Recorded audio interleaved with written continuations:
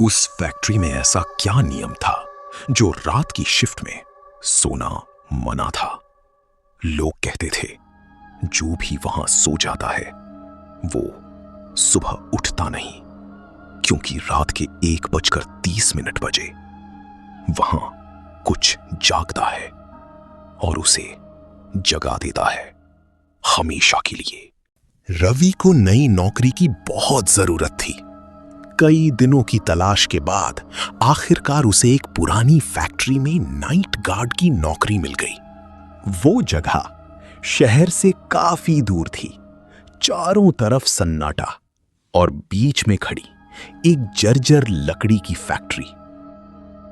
रवि ने ऑटो से उतरकर चारों तरफ नजर डाली।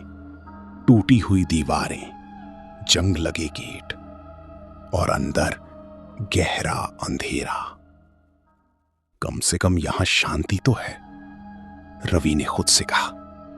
जैसे ही वो अंदर गया, एक अजीब सी गंध आई जले हुए लकड़ी की। अंदर पुरानी मशीनें पड़ी थीं, लोहे की चेन, कटी हुई लकड़ियां और धूल से भरे औजार। ऊपर लगे बल्ब धीरे धीरे झपक रहे थे। तभी अंधेरे कोने में उसे दो चमकती आंखें दिखाई दी। रवि वहीं रुक गया, उसकी सांसें तेज हो गईं। कौन है? अचानक वो आंखें तेजी से उसकी तरफ बढ़ी। हट! एक जंगली बिल्ली उस पर झपटी। रवि डर के मारे गिर पड़ा। भाग यहां से! तभी पीछे से एक आवाज आई, डरिए मत, वो बस बिल्ली है। रवि ने पीछे देखा, एक आदमी खड़ा था। मैं सुरेश हूं, यहां का सुपरवाइजर। वो मुस्कुराया। तुम ही नए गार्ड हो ना?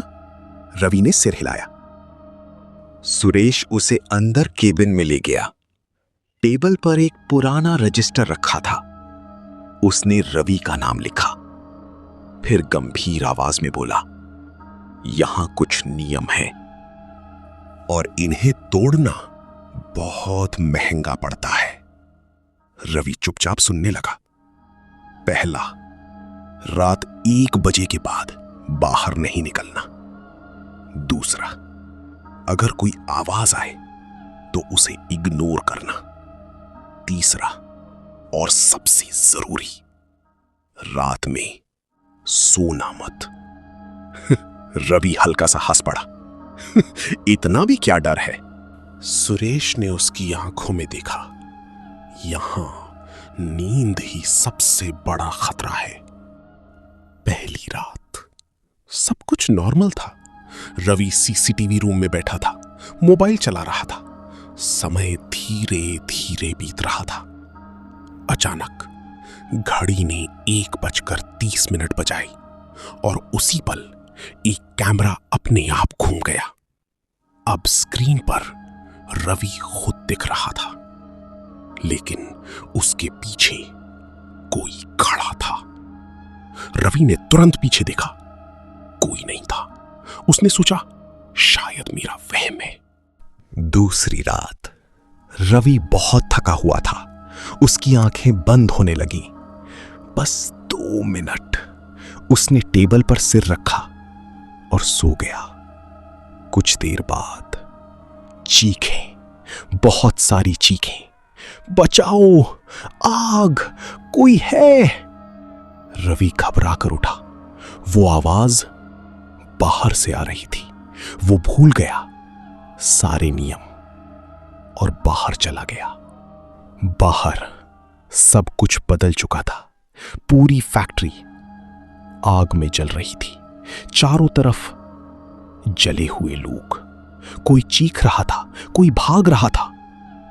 रवि डर से कांपने लगा। तभी एक जला हुआ आदमी धीरे धीरे उसकी तरफ आया। उसका चेहरा पूरी तरह जला हुआ। तू सो गया था क्या? रवि पीछे हटने लगा।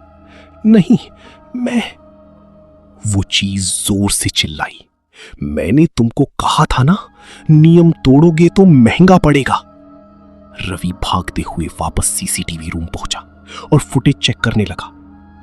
जो उसने देखा उसकी रूह कांप गई। स्क्रीन में वो खुद आग लगा रहा था और अंदर फंसे लोगों को बाहर नहीं जाने दे रहा था। ये नहीं हो सकता, ये मैं नहीं हूं। तभी पीछे से आवाज आई, हर बार यही कहते हैं। रवि मुड़ा। सामने सुरेश खड़ा था, लेकिन अब उसका चेहरा पूरी तरह जला हुआ था। मैं मालिक हूं और हर उस इंसान को सजा देता हूं जो अपनी ड्यूटी में सो जाता है। अगली सुबह लोगों ने फैक्ट्री के अंदर रवि की जली हुई लाश पाई। उसकी आंखें खुली थीं और चेहरे पर खौफ जम चुका था।